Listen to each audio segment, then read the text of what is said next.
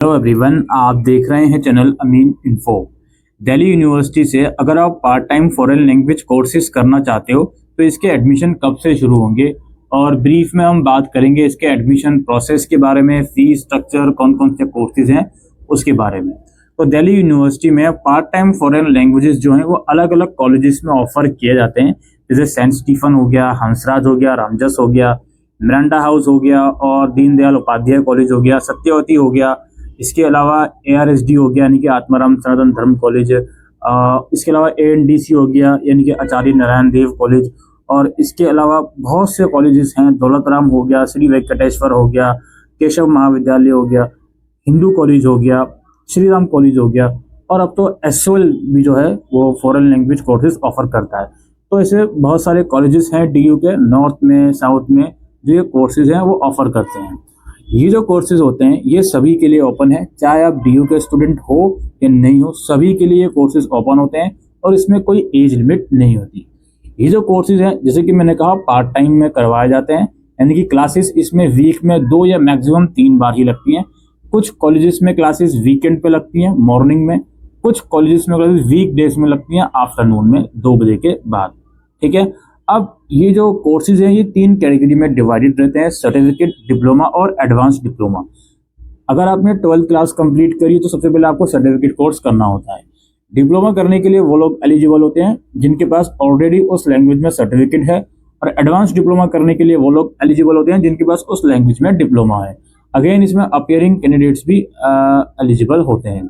और जो बच्चा किसी लैंग्वेज में सर्टिफिकेट करना चाहता है, ज़रूरी नहीं है उसने 12th क्लास में उस पर्टिकुलर लैंग्वेज को पढ़ा हो। जैसे मैं फ्रेंच लैंग्वेज में सर्टिफिकेट करना चाहता हूँ तो ज़रूरी नहीं है मैंने 12th क्लास में फ्रेंच लैंग्वेज पढ़ी हो, ये बात अपने माइंड में क्लियर रखें। लेकिन अगेन अगर मैं डिप्लोमा फ्रेंच में करना चाहता हूँ तो मेरे पास सर्टिफिकेट होना चाहिए फ्रेंच का। ये हो गई बात। अब इसमें जो प्रोसेस होता है यानी कि क्राइटेरिया जो होता है एडमिशन का वो इस प्रकार होता है। अगर आप सर्टिफिकेट कोर्सेज में एडमिशन के लिए इंटरेस्टेड हो तो इसमें मेरिट के आधार पर एडमिशन होते हैं, आपके +12 के +2 के मार्क्स के आधार पर। मैक्सिमम कॉलेजेस में मिनिमम क्राइटेरिया 45 से 50% का है +2 में, और बाकी फिर मेरिट बनती है जैसे जैसे बच्चे अप्लाई करते हैं उसके हिसाब से। और कुछ कॉलेजेस में इंग्लिश लैंग्वेज को कंपलसरी रखा गया है, कुछ कॉलेजेस में नहीं भी रखा गया। तो सर्टिफिकेट कोर्सेज में एडमिशन केवल और केवल मेरिट के आधार पर होते हैं। अब बात आती है डिप्लोमा में। डिप्लोमा के अंदर 2 कहानियां यहाँ पे चलती हैं। अगर आपने सर्टिफिकेट उस पर्टिकुलर लैंग्वेज में DU से ही करा है तब तो डिप्लोमा में एडमिशन केवल मेरिट के आधार पर होता है, और अगर आपने सर्टिफिकेट DU से अलावा किसी और इंस्टीट्यूट से करा है तो आपको डिप्लोमा में एडमिशन के लिए एंट्रेंस देना होता है। सेम कहानी एडवांस डिप्लोमा की भी होती है कि अगर आपने एडवांस डिप्लोमा में एडमिशन लेना है, कंसर्न लैंग्वेज में डिप्लोमा आपका DU का है, तब तो कोई भी एंट्रेंस नहीं होगा, केवल मेरिट के थ्रू एडमिशन होगा। और अगर कंसर्न लैंग्वेज में डिप्लोमा आपका किसी और इंस्टीट्यूट का है तो आपको एंट्रेंस वगैरह देना पड़ सकता है। ये थोड़ा सा एडमिशन क्राइटेरिया है। अब इनमें जो एडमिशन है वो कब से शुरू होंगे जी? इसमें जो एडमिशन है वो अराउंड जून, जुलाई, अगस्त या आप मई भी कंसिडर कर लो, फिलहाल जून, जुलाई, अगस्त ही मानकर चल लो। ये 3 महीने होते हैं जब आपको अलर्ट रहना है कॉलेजेस की वेबसाइट पर। आप अपने पास एक कॉलेजेस की लिस्ट बना लो कि मुझे इन इन कॉलेजेस में अप्लाई करना है। हर एक कॉलेज का अपना सेपरेट प्रोसेस होता है, इसका कोई सेंट्रलाइज प्रोसेस नहीं होता।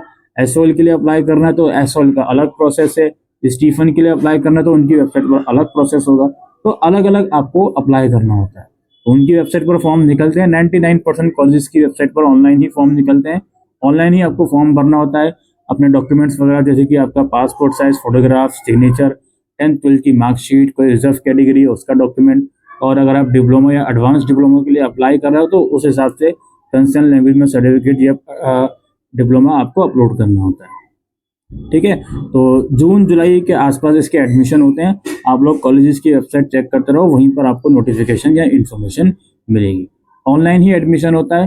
फिर जो एंट्रेंस की कैटेगरी में आ रहा है डिप्लोमा या एडवांस डिप्लोमा, उसका एंट्रेंस की डेट अनाउंस हो जाती है, उसमें अपेयर हो जाता है, और फिर जो भी प्रोसेस होता है वो कॉलेजेस द्वारा फुलफिल करा जाता है।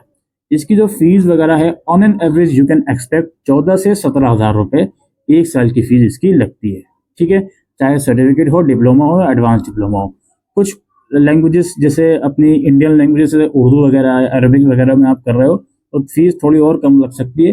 लेकिन अगर आप फॉरेन लैंग्वेजेस जैसे फ्रेंच, जर्मन, इटालियन वगैरह करोगे तो फीस ऑन एन एवरेज 14 से 17,000 रुपये आपकी लगेगी, या मैक्स टू मैक्स 18,000 रुपये एक साल की। ठीक है, यही मैं डिटेल में इंफॉर्मेशन फॉरेन लैंग्वेजेस कोर्सेज के बारे में देने आया था। आपके कुछ डाउट्स हैं तो आप कमेंट सेक्शन में लिख के पूछ सकते हैं। फिलहाल दोस्तों आज के लिए इस वीडियो में इतना ही। Thank you.